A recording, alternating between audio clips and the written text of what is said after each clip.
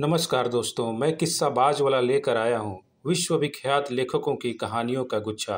दोस्तों, अगर हमारी कहानी आपको पसंद आए तो इसे लाइक, सब्सक्राइब और शेयर जरूर करें। तो आइए बिना देर किए शुरू करते हैं आज की कहानी। कहानी का शीर्षक है सोने की कंठी। इसे लिखा है सुभद्रा कुमारी चौहान ने। बिंदो पोस्टमैन की लड़की थी। उसका पिता राय साहब निर्मल चंद की कोठी के सागर पेशे की एक कोठरी में किराए से रहता था। पोस्टमैन की आमदनी ही कितनी, खर्च सदा ही आमदनी से कुछ ज़्यादा हो जाया करता था। इसलिए बिंदु और उसकी माँ को अच्छे गहने और कपड़े कभी नसीब न हुए। बिंदु रूपवती तो थी और उसको अच्छे अच्छे गहने कपड़ों का शौक था। स्त्रियां स्वभावतः सौंदर्य की उपासिका होती हैं। जो जितनी अधिक सुंदर होती हैं, उनकी सौंदर्य उपासना उतनी ही अधिक बढ़ी चढ़ी होती है। किंतु सुंदरी बिंदु गहनों और कपड़ों के लिए तरसा करती थी। राय साहब की स्वजातीय होने के कारण कभी कभी तीज त्योहार या काम काज होने पर कोठी से बिंदु की माँ के लिए बुलावा आता और माँ के साथ बिंदु भी जाया करती। वहाँ राय साहब की लड़कियों को खूब सजी धजी देखकर उनके चमकते हुए हीरे मोती के गहने और दृष्टि को फैला देने वाले रेशमी कपड़ों को देखते ही वह अधिक क्षुब्ध हो जाया करती। विशेषकर इसलिए और भी कि राय साहब की लड़कियां सुंदर न थीं। गहने कपड़े उनके शरीर पर ऐसे जान पड़ते थे जैसे कि किसी ठूंठ के साथ लपेट दिए गए हों। बिंदु की राय थी कि अच्छे कपड़े और गहने पहनने का अधिकार उन्हीं को होना चाहिए जो सुंदर हों। कुरूप स्त्रियों का श्रृंगार तो श्रृंगार का उपहास और कला का अनादर है। राय साहब की लड़कियों से गहने कपड़े की प्रतियोगिता में हारकर बिंदु हताश न होती। वह घर लौटते ही शीशे में अपना सुंदर मुंह देखकर मन ही मन उनके प्रति कहती, गहना कपड़ा पहनकर भी तो उनका काला मुंह गोरा नहीं हो जाता, बड़े बड़े दांत मोतियों सरीखे नहीं चमकते।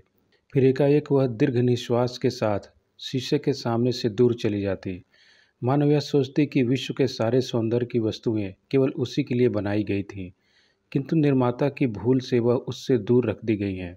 राय साहब की लड़कियों के पास तो वह सौंदर्यवर्धक वस्तुएं अनावश्यक ही हैं। उनसे उन लड़कियों के सौंदर्य की वृद्धि तो नहीं हो पाती, हाँ उन वस्तुओं का सौंदर्य अवश्य घट जाता है। बिंदु को एक आशा थी। वह सोचती थी कि विवाह के बाद मुझे भी बहुत से गहने और कपड़े मिलेंगे, जैसे दूसरी विवाहिता लड़कियों को मिला करते हैं। उनके समान मैं भी अपने घर की मालकिन बनूंगी। मेरे वे भी बहुत सा रुपया लाकर मेरे हाथों में रख दिया करेंगे और तब मैं भी मनमाना खर्च करूंगी। बाजार में कोई अच्छा कपड़ा या गहना देखते ही वे मेरे लिए खरीद लावेंगे और मैं उसी अभिमान से पहनूंगी जैसे ये पहनती हैं। किसी के पूछने पर मैं जरा संकोच और सल्लज भाव से कह दूंगी कि यह गहना या कपड़ा तो खुद वे ही मेरे लिए अपने पसंद से खरीद कर लाए हैं। उसे विश्वास था कि जब विधाता ने उसे सुंदरता देने में इतनी उदारता की है, तब यह गहने कपड़े की इच्छा भी एक न एक दिन अवश्य पूरी होगी। वह उस दिन की प्रतीक्षा बड़ी लगन से किया करती। धीरे धीरे बिंदु सयानी हुई और उसका विवाह हो गया। किंतु निर्धन की बेटी भला धनवान के घर कैसे ब्याही जाती। मित्रता, बैर और विवाह सगाई तो अपने बराबरी वालों में ही शोभा देते हैं। तात्पर्य यह है कि बिंदु के गहने कपड़ों की प्यास ज्यों की त्यों बनी रही। विवाह के समय कुछ गहने कपड़े अवश्य आए, किंतु ससुराल पहुंचने के बाद वे एक एक करके किसी न किसी बहाने से ले लिए गए। बिंदु समझ गई कि वे गहने उसके नहीं हैं। बेचारी जी महसूस कर रह गई और करती भी क्या। बिंदु की ससुराल में खेती बाड़ी होती थी। परिवार बड़ा था। बिंदु की दो जेठानियां थीं और एक अविवाहित देवर।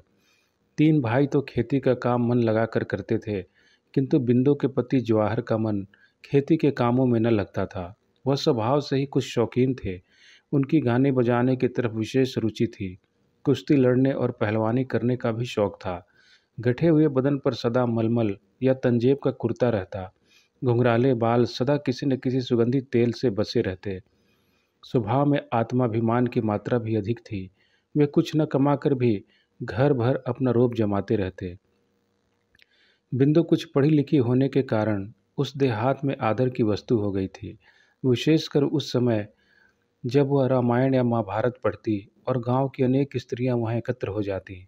वे बिंदु की सास के भाग्य की सराहना करती और कहती, यह लक्ष्मी सी बहू तुम्हारे घर आई है, इसके कारण भगवान के दो बोल हम लोग भी सुन पाती हैं। बिंदु भी अपने इस देहाती जीवन से असंतुष्ट न थी। सास उसका आदर करती थी, जेठानियां उसे काम न करने देती, इसके अतिरिक्त जवाहर उसे प्यार भी बहुत करता था।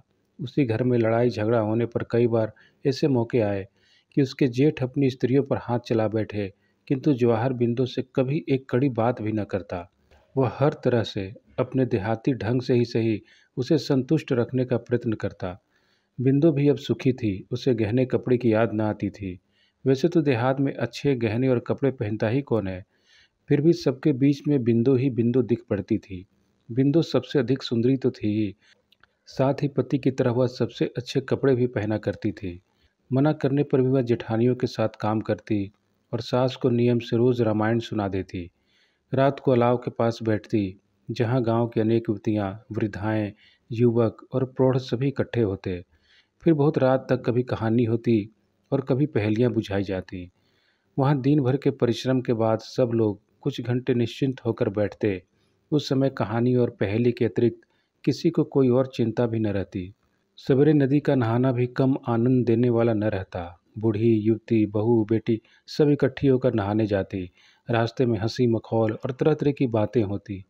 बिंदु भी उनके साथ जाती। नदी में नहाना उसे विशेष प्रिय था और कभी कभी जब वह बिरहा गाते हुए दूर से आती हुई अपने पति की आवाज़ सुनती, या जब वह देखती कि उसका पति अपनी मस्त आवाज़ में खुदा गवाह है, हम तुमको प्यार करते हैं गा रहा है, तो उसे ऐसा प्रतीत होता कि जवाहर उसी को लक्ष्य करके गा रहा है। तात्पर्य यह कि बिंदु पूर्ण सुखी थी, अब उसकी कोई और इच्छा न थी। एक बार बिंदु की माँ बीमार पड़ी। माँ की सेवा करने के लिए बिंदु को लगातार 4-5 महीने नैहर में रहना पड़ा। फिर उसकी आंखों के सामने ही वही राय साहब की लड़कियां और वही गहने कपड़ों का प्रदर्शन होने लगा। उसकी सोई हुई आभूषणों की आकांक्षा फिर से जाग उठी। वह सोचने लगी, क्या इस जीवन में मेरी अभिलाषा कभी पूरी न होगी? तो फिर ईश्वर ने मुझे इतना रूप ही क्यों दिया? किंतु विधि के विधान पर किसका जोर चलता? राय साहब निर्मल चंद 40 के उस पार पहुंच चुके थे, फिर भी उनमें रसिकता की मात्रा आवश्यकता से अधिक थी। वे प्रायः सिनेमा देखने जाया करते थे, किसी अच्छी कहानी की एक्टिंग के लिए नहीं, केवल सुंदर चेहरों को देखने के लिए। उन्होंने सब तीर्थ कर डाले थे और प्रायः पर्वों पर सब काम छोड़कर भी वे स्नान घाटों पर पहुंच जाते थे। किसी प्रकार के पुण्य लाभ की उन्हें इच्छा रहती थी या नहीं, किंतु स्नान करती हुई युवतियों के अंग प्रत्यंग की ताक झांक की उत्कट इच्छा उनके चेहरे पर कोई भी साफ देख सकता था। वे कश्मीर और नैनीताल भी अक्सर गर्मी की छुट्टियों में जाया करते थे, किंतु वे जलवायु परिवर्तन के लिए जाते थे, या और किसी उद्देश्य से यह कहा नहीं जा सकता। वे सुंदर स्त्रियों के पीछे अनायास ही मीलों का चक्कर अवश्य लगा आते थे। वे बहुत कुरूप थे, इसलिए सुंदरी की बात तो अलग रखिए, कोई कुरूप से कुरूप स्त्री भी उनकी तरफ आंख उठाकर देखने में अपना अपमान समझती थी। इसलिए प्रायः गंदे मजाक करके हुए अपनी वासना की तृप्ति कर लिया करते थे। इसके अतिरिक्त वे परोपकारी भी थे। उनके घर एक नामी गिरामी वैद्यराज रहा करते थे, जो राय साहब के मित्रों और उनके आश्रित निर्धनों का मुफ्त इलाज करते थे। उनका दवा खाना राय साहब की बैठक से लगा था। मरीज को दवा लेने के लिए राय साहब की बैठक से होकर ही वैद्यराज के पास जाना पड़ता था। बिंदु की माँ का इलाज भी यही वैद्यराज करते थे। घर में और कोई न होने के कारण बिंदु को ही माँ के लिए दवा लानी पड़ती थी। एक दिन दोपहर को बिंदु जब दवा लेने गई तो उसने देखा कि राय साहब के पास एक सुनार कई तरह के गहने फैलाए बैठा है।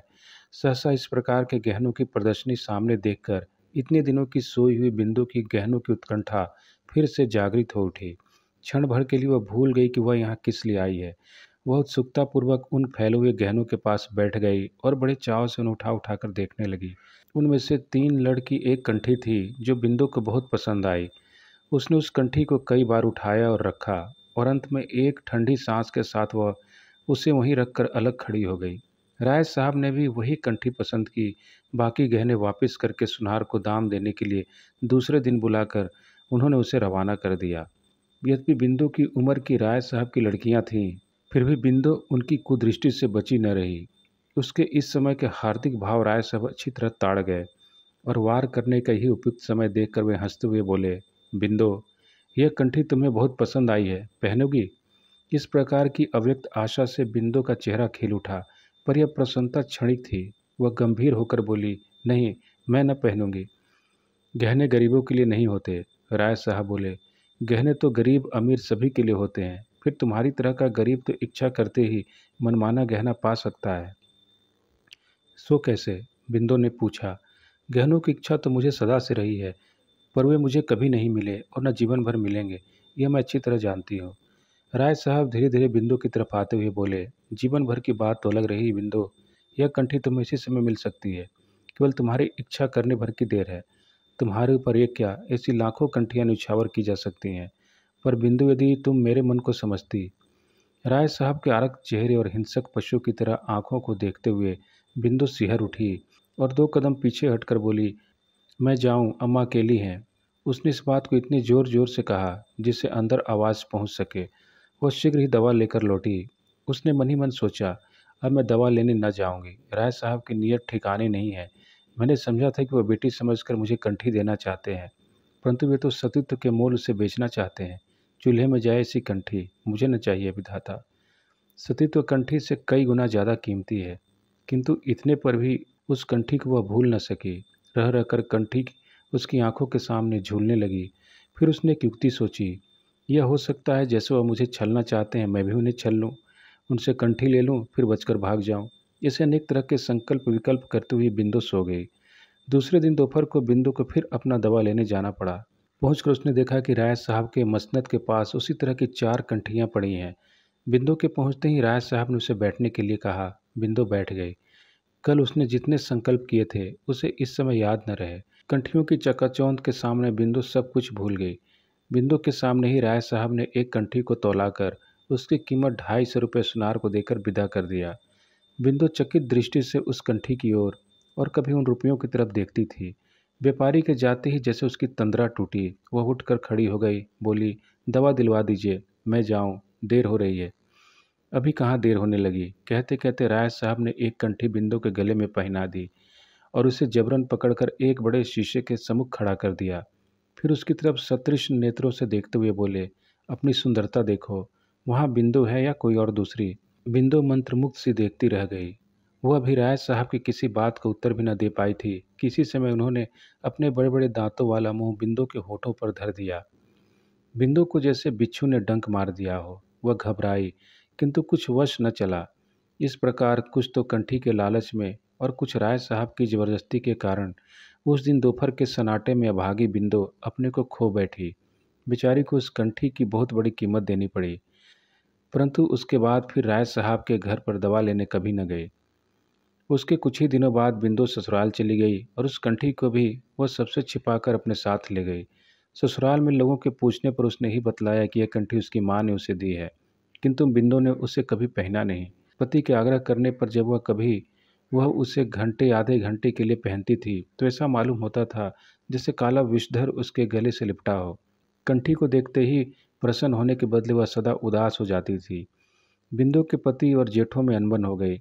भाई भाई अलग हो गए। दूसरे भाई तो खेती करके खुशो खुशी आराम से रहने लगे, किंतु जौहर से खेती का काम नहीं होता था, जिसका परिणाम यह हुआ कि सब लोग तो 4 पैसे कमाकर गहने कपड़े की फिक्र करने लगे।